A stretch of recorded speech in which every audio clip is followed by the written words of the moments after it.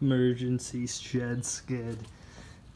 So today, on my way back from town next over, my mount right here, that rubber, right here, just munched.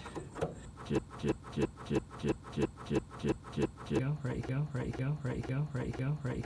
So the bracket right here, this little circle, goes right up in there and it just fell right through.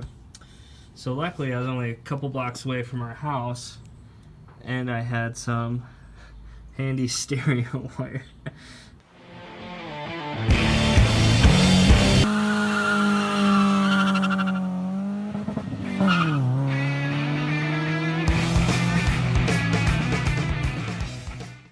So I'm just gonna build a hook on this side.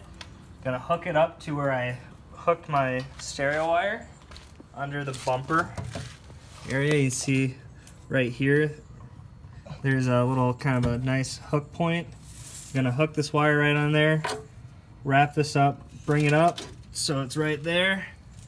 Bada bing, bada boom, boom, boom, boom, boom. This is the contraption so far. La ghetto.